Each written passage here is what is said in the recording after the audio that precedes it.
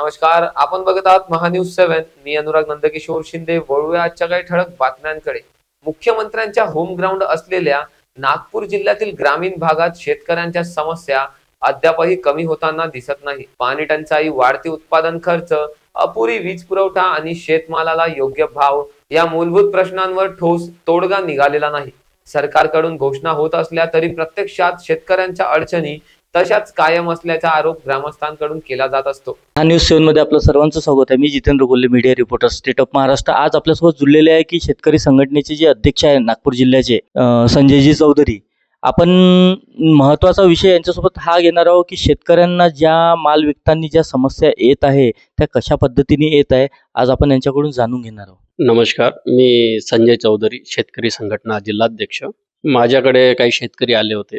त्यांनी मला सांगितलं की जे आपण केंद्र सरकारची CCI ची जी खरेदी आहे, कॉटनची खरेदी ॲप्स काढलेले आहेत, त्या ॲपमध्ये त्या शेतकऱ्यांना ॲप डाउनलोड करा, तुमचा डॉक्युमेंट त्याच्यात अपलोड करा, अपलोड केल्याच्या नंतर कृषी उत्पन्न बाजार समितीमधून पण अपलोड करा, त्याच्यानंतर CCI मध्ये जाऊन तुमचा कापूस विका, असं केंद्र शासनानं गाईडलाईन त्यांना दिलेल्या आहे.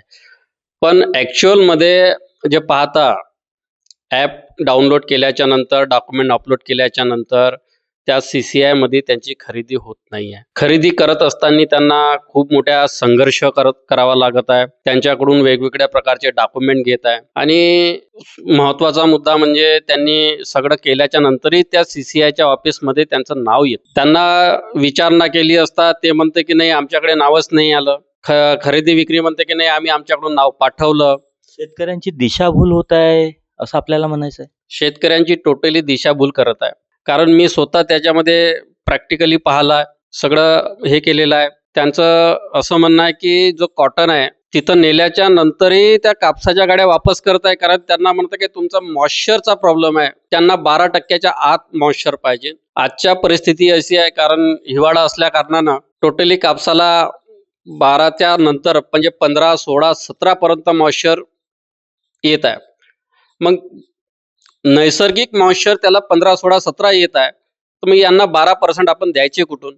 12%ची वरची गाडी गेल्याच्या नंतर ते वापस करतात. वापस केल्याच्या नंतरही त्यांचे म्हणजे 100 गाड्यापैकी 1 गाडी ते घेतात आणि बाकीच्या सर्व गाड्या त्या दलालाला विकायला लावतात. आणि कारण त्यांचं डॉक्युमेंट पूर्तता नाही होऊन राहिली, त्यांनी केल्याच्या नंतरही त्यांच्या सिस्टममध्ये दाखवून नाही राहिले. म्हणून मला असं वाटतं ह्या केंद्र सरकार आपल्या शेतकऱ्याची कुठेतरी दिशाभूल करत आहे. कारण मी आताच हिवाळी अधिवेशनामध्ये त्यांच्या खूप मोठ्या मोठ्या फोकनाड्या पाहिल्या. आम्ही केंद्र सरकारची CCI चालू केली, हे चालू केलं, ते चालू केलं, सोयाबीन चालू केलं, चना चालू केलं. पण प्रॅक्टिकली पहा ना, तुम्ही तिथून बोलता, इथं ग्राउंड लेवलवर पहा.